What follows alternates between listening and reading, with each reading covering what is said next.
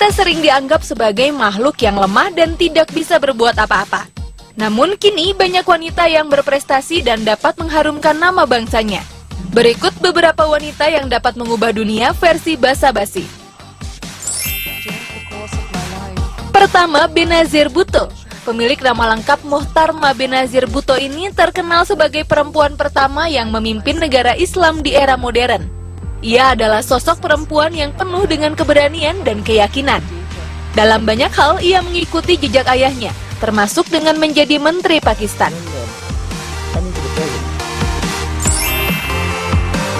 Kedua, Janet Louise Yellen, yang akrab disapa dengan nama Janet Yellen. Ia adalah ekonom yang pernah menduduki jabatan Wakil Gubernur Bank Sentral Amerika Serikat dan juga pernah menjadi Ketua Dewan Penasehat Ekonomi Gedung Putih di masa pemerintahan Presiden Bill Clinton. Pada tanggal 3 Februari 2014, ia resmi menjadi wanita pertama yang menduduki jabatan Ketua Dewan Gubernur Federal Reserve System. Dan terakhir adalah Oprah Winfrey. Wanita kelahiran Kosciuszko, Mississippi pada tanggal 29 Januari 1954 ini adalah presenter, aktris, dan produser yang kini menjadi pengusaha media dan menjadi perempuan pertama di dunia yang memiliki serta memproduksi acara talk show.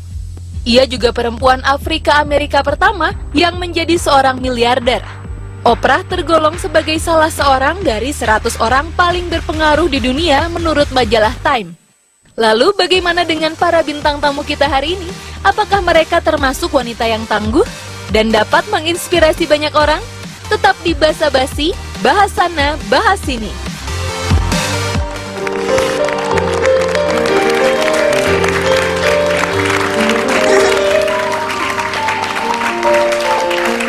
Selamat pagi pemirsa Basa-Basi. Di Senin pagi ini tentunya dengan semangat yang baru kita akan ketemu lagi. Kita akan ngobrol bareng tentang, kalau Viti tadi kita sudah memperlihatkan 3 wanita luar biasa, bisa dibilang perkasa, bukan kayak Hercules atau Samson ya yang badannya gede ya. Tapi mereka mempunyai kontribusi yang sangat besar buat kehidupan mereka, apalagi orang-orang di sekitarnya. Dan pagi hari ini kita juga akan membahas tentang wanita-wanita perkasa di Indonesia. Boleh tepuk tangannya dulu, luar biasa.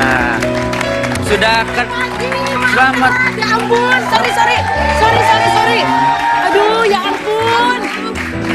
Ih, tadi bentar ya, tadi gue naik ojek, abangnya perempuan. Abangnya perempuan gimana?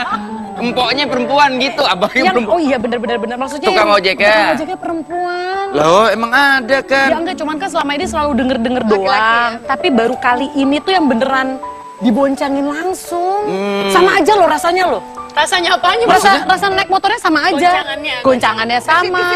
Gesitnya sama. Ya iyalah, karena mereka kan juga pasti udah terlatih. Nggak mungkin mereka tiba-tiba jadi tukang ojek. Biasa cuma masak, tiba-tiba jadi tukang ojek kan nggak mungkin juga. Iya bener. Pasti udah bisa bawa motor sebelumnya. Kok saya jadi shock ya sebentar ya? Oh shock. Dia kaget ya Bu, mohon maaf. Karena mestinya dia yang jadi tukang ojeknya ya.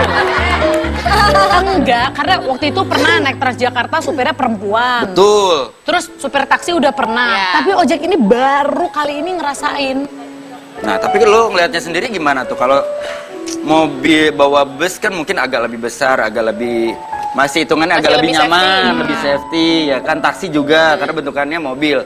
Nah, kalau motor kan harus nyalip-nyalip. Nah, itu dia sebenarnya sih justru yang bikin akhirnya aku kaget gitu ya. Karena kan sebenarnya secara keamanan agak lebih kurang gitu kan dibanding kendaraan-kendaraan besar.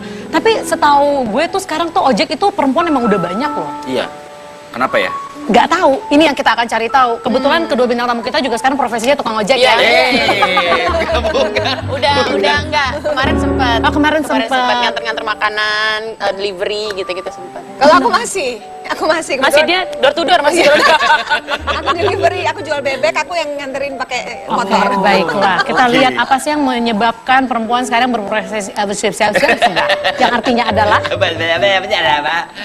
Kenapa tuh? Lu ngomongnya jelas yang berprofesi sebagai tukang ojek semakin banyak. Kita lihat dulu tayangannya berikut ini.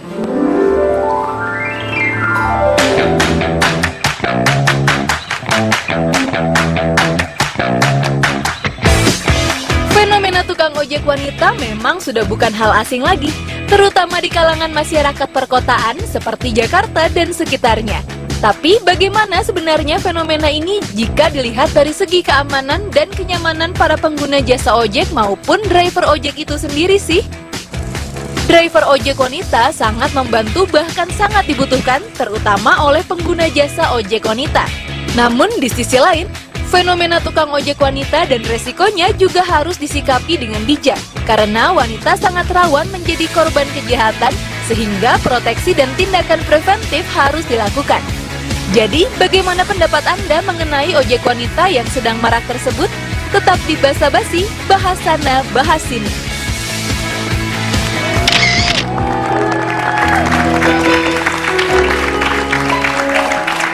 Coba, kita tanya dulu sama pendapat bintang tamu kita deh. Kenapa sih makin kesini makin banyak profesi yang tadinya lazim dijumpai kaum laki-laki isinya, tapi sampai sekarang tuh perempuan malah yang banyak mendominasi.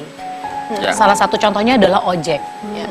Kalau menurut dari seorang sudut pandang Grazia Indri, wah. Sebenarnya kalau misalnya mereka bisa naik motor, terus habis itu daripada mereka cuma pergi naik motor ke pasar dan segala macamnya, mungkin akan lebih bermanfaat kalau mereka bisa bantuin orang. Apalagi cewek-cewek yang masih muda ya, Iya. mendingan narik ojek lah daripada nonton trek-trekan gitu Betul, kan.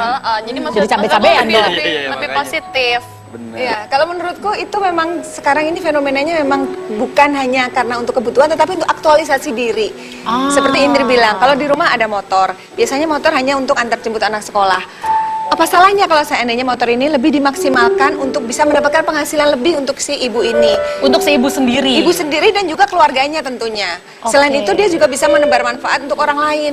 Ada juga kan yang naik ojek tapi maunya diboncengin sama yang perempuan misalnya. Mungkin nggak Dia nyaman bisa sama tampil nggak laki-laki. nyaman sama laki-laki. Jadi dia bisa tampil di situ untuk menjadi penolong bagi orang yang membutuhkan dia seperti itu.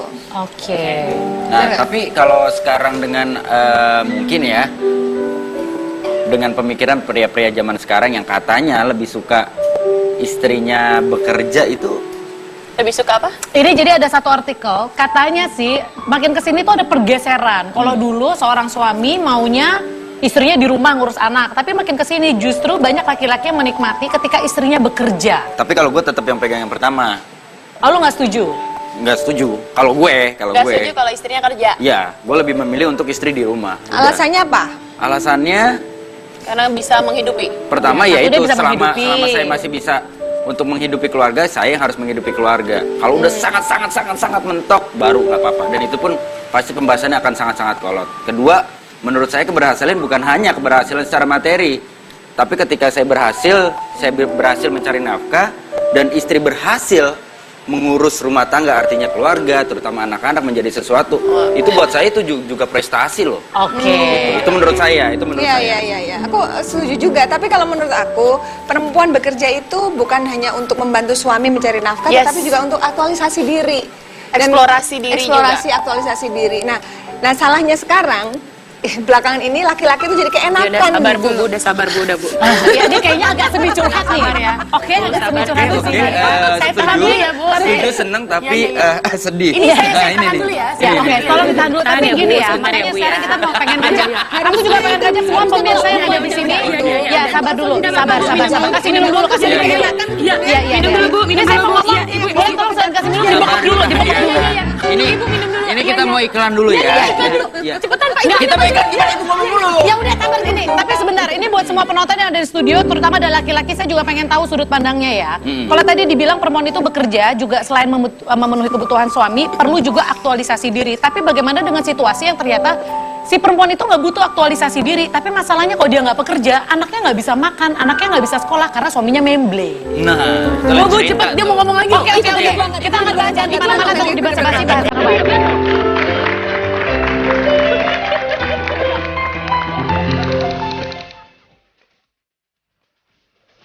Bagus, aman, lebih aman, satu muhrim. Berani, tampil beda ya daripada yang lain. Ada baiknya, ada enggaknya. Kalau baiknya ya mungkin karena kita sama-sama wanita, jadinya lebih enak lah kemana-mana. Terus kalau lain sama yang ojek pria kan kita canggung, terus agak jaga jarak gitu. Itu bagus karena orang penumpang wanitanya rasa aman, ya safe. Bekerja mati-matian, tentunya bekerja keras ya. Jadi bukan hanya wanita laki-laki aja yang bekerja saat ini kan. Wanita juga harus bisa bekerja membantu dalam rumah tangga. Bekerja kalau saya, wanita harus bisa mengerjakan segala sesuatunya. Untuk hidup saya harus keras, kerja keras.